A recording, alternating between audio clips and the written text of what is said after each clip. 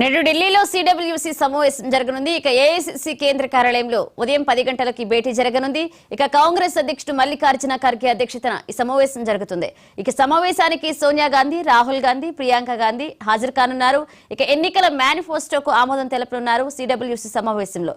ఇక తెలంగాణలో 13 ఎంపీ స్థానాలకు అభ్యర్థులను ఖరారు చేసే అవకాశం కనిపిస్తుంది. ఇక మరొక వైపు ఇవాళ లేదా రేపు ఏఐసీసీ 4వ జాబితా విడుదల చేసే అవకాశం ఉంది.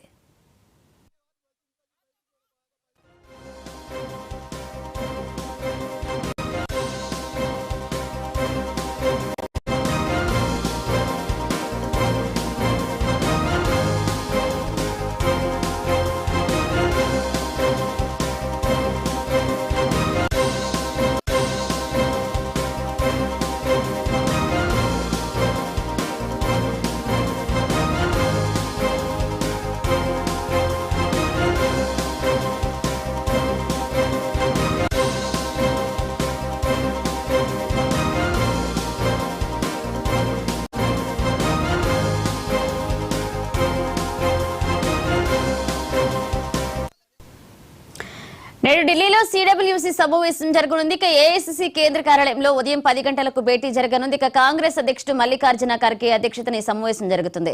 ఇక సోనియా గాంధీ, రాహుల్ గాంధీ, ప్రియాంక గాంధీ కార్యక్రమానికి హాజరవుతారు. ఇక ఎన్నికల మేనిఫెస్టోకు ఆమోదం తెలపనున్నారు సిడబ్ల్యూసీ సమావేశంలో.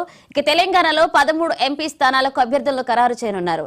ఇవాళ లేదా రేపు ఏఐసీసీ 4వ జాబితా వెలువడే అవకాశం కనిపిస్తుంది.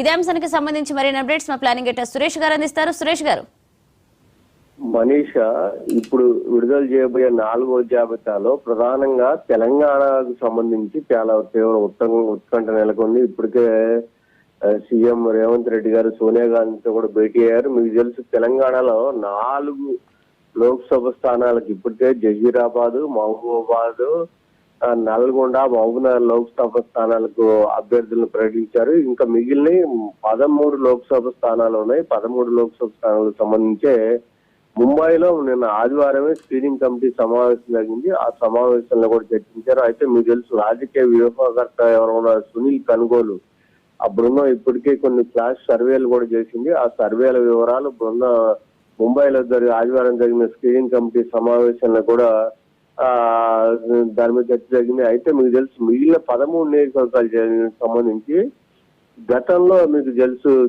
చేవేళ్లకు సంబంధించి సునీతా మహేందర్ రెడ్డి గారి సికింద్రాబాద్ నుంచి బొంతు రామ్మోహన్ ని రంగంలో దింపుతారని అనుకున్నారు. అయితే మీకు మళ్ళీ తాజాగా మారిన పరిణామాలు ఏంటి? బీఆర్ఎస్ ఎంపీ రంజిత్ రెడ్డి చేరాడు. ఖైరతాబాద్ ఎమ్మెల్యే దానం నాగేందర్ ఇద్దరు కూడా కాంగ్రెస్ పార్టీలో చేరారు. మరి బీఆర్ఎస్ సడన్ గా అకస్మాత్తుగా వాళ్ళని ఇక్కడ హ్యాండ్ ఇచ్చి కాంగ్రెస్ పార్టీలో చేరారు. అందుకని ఇప్పుడు మారిన పరిణామాల నేపథ్యంలో చేవేళ్ల నుంచి మళ్ళీ రంజిత్ రెడ్డిని పోటీలో నిలపాలన్న ఒకటి, అదే విధంగా ఈ సునీతా మహేందర్ రెడ్డిని ఏమో మల్కాజ్గిరికి దింపుతారని, అట్లా బొంతు రామ్మోహన్ బదులు సికింద్రాబాద్ నుంచి మేయర్ దానం నాగేందర్ ను పోటీలో పెడతారు అని చెప్పని చర్చ జరుగుతోంది. కాబట్టి ఇక చాలా ఉత్కంఠ అయితే పార్టీ తెలంగాణ పరంగా చూసుకుంటే మటుకి కాంగ్రెస్ పార్టీలో చాలా ఉత్కంఠ నెలకొంది. అంటే ఇప్పుడు వీళ్ళందరికీ కొత్తగా చేరిన వీళ్ళకైతే ఎలానో టికెట్ ఇస్తారు. రంజిత్ రెడ్డికి చేవల నుంచి మళ్ళీ ఇచ్చే అవకాశం అయితే కనిపిస్తోంది. తర్వాత ఇక్కడ మహారాష్ట్ర ఇలాంటి రాష్ట్రాల్లో కూడా కొన్ని కొత్తగా ఇప్పుడు ఈ జాబితాలో ఉండే అవకాశం ఉంది. మనీషా, సురేష్ గారు, ఇప్పటి వరకు కూడా ఇప్పుడు మీరు చెప్పినట్లుగా చూస్తే అంటే బీఆర్ఎస్ నుంచి కూడా కాంగ్రెస్ కి చాలా మంది వెళ్ళారు కాబట్టి అంటే ఇప్పటికే కేంద్ర ఎన్నికల కమిటీ కూడా చాలా సార్లు భేటీ అయింది. ఈ రోజు రేపు కూడా భేటీ అవబోతుంది. అంటే ఫైనల్ గా ఒక క్లారిటీ వచ్చే అవకాశం ఉందా అభ్యర్థులకు సంబంధించి?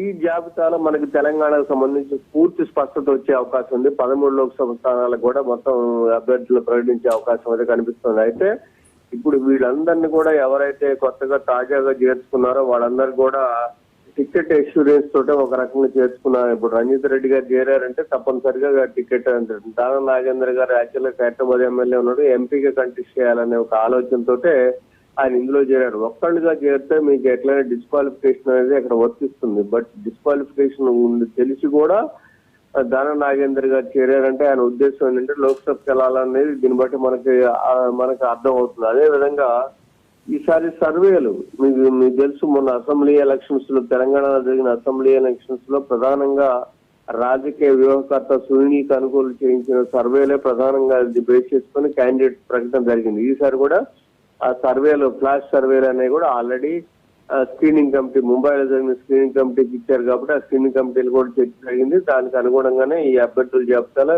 ఈసారి మటుకి తెలంగాణకు సంబంధించి 13 మంది అభ్యర్థుల విషయంలో స్పష్టత వచ్చే అవకాశం ఉంది. Manisha. Right, thank you Suresh గారు.